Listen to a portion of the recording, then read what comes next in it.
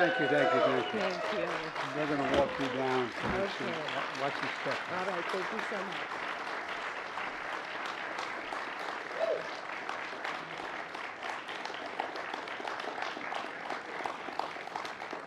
Becky, thank you. Folks, before I began, please have a seat. Before I began, I want to say a few words why I'm a little late and what we're doing. And I want to speak a little bit about what's going on in Israel right now. We continue to monitor the situation in Israel very closely, and the Vice President and I and the Buckle My security team spoke with the Prime Minister Netanyahu again this morning, and I'll be speaking about this afternoon during my meeting with the Jewish American leaders. This attack has brought to the surface the painful memories and scars left by a millennia of anti-Semitism and genocide against the Jewish people. And this moment, we have to be crystal clear.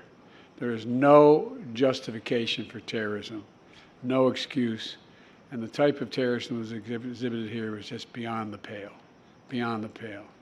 As I said yesterday, my commitment to Israel's security and the safety of the Jewish people is unshakable. The United States has Israel's back, and we're going to be working on this all through today and beyond. But again, I apologize for keeping you waiting. Thank you, Becky, for that introduction and for sharing your story. That's familiar to so many families. This gets down to a basic problem, a basic circumstance. It's just about fairness. It's just about simple fairness. You know, folks are being tired of being taken advantage of and being played for suckers. That's why I'm here with the Director of the Consumer Financial Protection Bureau, Rohit Chopra. Where are you, Rohit? There you are. Ready. Stand up. Let people see who you are. And the Chair of the Federal Trade Commission, Lena Khan. Lena, stand up.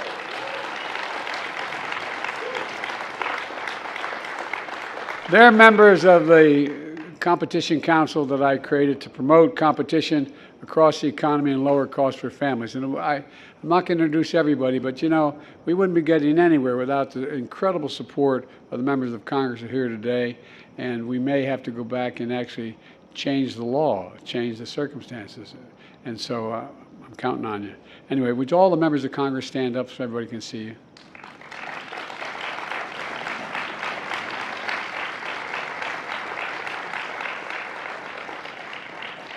In any fight I'm in, that's the team I want on my side. Look, one of the key things I've asked the Council to tackle are the unfair fees known as junk fees, those hidden charges that companies sneak into your bill to make you pay more because they can, just simply because they can. Charges that are taking real money out of the pockets of American families. These junk fees can add up hundreds of dollars, weighing down family budgets and making it harder to pay family bills. These junk fees may not matter to the wealthy, but they sure matter to working folks in homes like the one I grew up in. The way I think about it is the way my dad talked about it, and the way so many of you at home talk about it around the kitchen table. How much are your monthly bills, and after they're all paid, how much do you have left for necessities? It's enough. Is there enough left over just to give you a little bit of breathing room? Well, these junk fees suck up all that breathing room, among other things. Now think of today. How many folks are asking how much more do they have to pay to cover those hidden junk fees that really add up? You know, over the past 2 years, my administration has taken, with the help of the members of Congress, a number of steps to crack down on unfair and deceptive junk fees in banking, hotels, concert, airlines, retail housing, rental housing, cable, internet, healthcare, a whole range of issues, a whole range of them. For example, 2 summers ago, if your flight was canceled or delayed, almost no major airline guaranteed anything other than costing you a fee to rebook that, even if it was their fault. You had to pay a fee to rebook. Now, 10 airlines rebook for free. And I'm looking to get the law passed so none of them can. They all have to do that.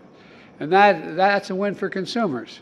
Other companies have also responded to my call for action and adopted so-called all-in upfront pricing. That's where companies fully disclose their fees upfront when you start shopping, and there's no real surprise at the end when you check out. This summer, I hosted business leaders at an event to announce the voluntary changes that companies like Airbnb, Dice, and others were making to provide customers with an all-in upfront pricing, so there's no surprise. Tens of millions of Americans have already benefited from this, and that's progress. Today, I'm proud to announce that my administration is taking our most comprehensive action ever to eliminate junk fees in fees in industries and sectors across the board, across the entire economy. You know, if these rules are finalized, they won't just be voluntarily, they'll be made mandatory. Mandatory. We'll do more than embarrass the company, make them mandatory. But first, here's how. The Federal Trade Commission is proposing a new rule that would ban hidden fees across the economy and require companies to show consumers the all-in pricing up front. That includes what these fees are for, how much they amount to in full, and whether they are refundable. Research shows that without realizing, folks can end up paying as much as 20% more because of hidden junk fees than they would have paid if they could see the full price up front and compare it with other options. It's wrong. It's wrong. It's just taking advantage of people. And it makes it harder for honest businesses who are trying to do the right thing to compete with dishonest companies who trick customers into thinking their prices are lower when they in fact are not. Look, if this proposed rule is finalized as proposed, the FTC would have the power to impose financial penalties on companies that don't disclose their full upfront price and secure refunds for customers who have been defrauded by companies charging hidden fees. Second, the Consumer Financial Protection Bureau is banning bank fees and credit unions for charging fees for basic service like checking your account balance,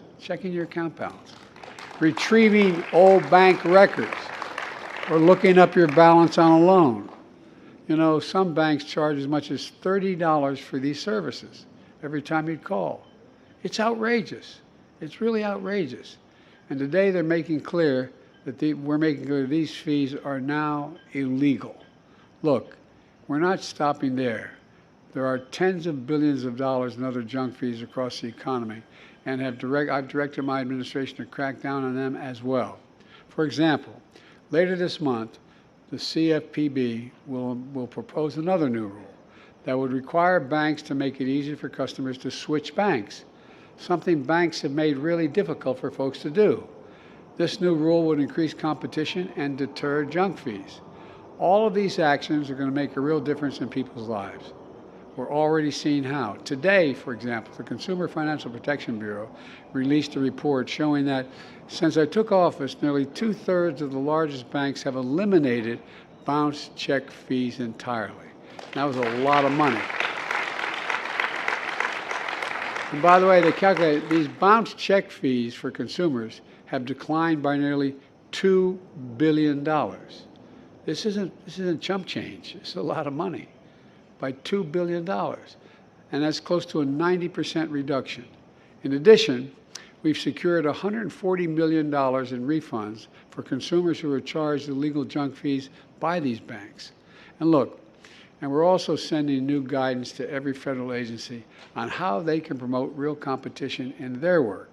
You know, and as we take these actions, I continue to call on Congress to pass what my friends in the front row here mostly support, the Junk Fee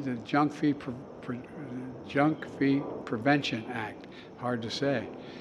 Anyway, but all kidding aside, I'm asking Congress to take the action so this makes it a matter of law. Today's actions are part of my broader economic vision, to move from trickle-down economics to what everyone in the Wall Street Journal and Financial Times began to call Bidenomics. I don't think they meant it as a compliment at first. It's about growing the economy from the middle out and the bottom up, not the top down. Last week's jobs report shows Bidenomics is working. We added 336,000 jobs last month. We created more than We've created more than 13,900,000 new jobs since I've taken office. That's more than any president ever has in all of history. That's more than, look, and the unemployment rate has stayed below 4% for 20 straight months, the longest stretch in 50 years. So look, and inflation continues to fall, down nearly 60% from last summer, and now we have the lowest inflation of any major economy in the world, and we're going to make it lower. And in August, we announced the first 10 prescription drugs that Medicare selected for negotiation under the Inflation Reduction Act. That's a fancy way of saying for many years, Big Pharma blocked us along the way. They kept prescription drug prices high and increased their profits, extended patents on their existing drugs, and suppressed competition instead of innovating. By the way, you order a prescription drug made in the United States of America. You buy it in New York City or Washington, D.C. or Omaha, Nebraska. It costs a hell of a lot more than the same exact drug by the same company sold in Toronto, Canada, London, Rome, anywhere else in the world. Same exact drug. You know, playing games with pricing so they could charge whatever they want. But this time, we finally beat Big Pharma. How long have we been trying to do this? This has been going on a long time. None of the women in the front row here have been around for more than 2 or 3 years, but some of the guys have been here for a hell of a long time. But all kidding aside, think about it. We've been fighting this fight for a long, long time, long before I was president or vice president. We passed the Inflation Reduction Act with no help from any of our Republican friends. Every single one voted against it, but maybe they will see the light. And among many important things it does, it finally gives Medicare the ability to negotiate lower prescription drug prices like they can do with Veterans Affairs, like they do now. That's not all, and by the way, that not only saves the consumer, it reduces the federal budget. Because guess what? We don't have to pay that money out, taxpayers' money, to reward these companies for overcharging. And something everybody forgets, it's well over $1 billion. Anyway, I won't get into how much it saved, but I've kept you sitting too long. But seniors on Medicare are now paying as much as $400 a month for insulin. Well, now they're just going to pay $35 a month. And I might know, it costs these companies $10 to make the insulin, 10. To package it, you might be able to get it to $12. And they're still getting paid $35, which is almost a 300% increase, more than a 300% increase. Now, I don't get why. Anyway, we're also capping total out-of-pocket costs for seniors on Medicare at $2,000 a year. Even for expensive cancer drugs that cost $10,000, $12,000, $14,000 a year, no matter what your prescription drug costs are, beginning next year, no matter how much they are, no senior's going to have to pay more than $2,000. $2,000. And it matters. Look, let me close with this. When I ran for president, I promised we would not continue the trickle-down economics of the past. Because here's the simple truth. Trickle-down economics represented the moment we walked away from how this country's middle class was built, in my view. Not a lot trickled down on my dad's kitchen table, I don't recall.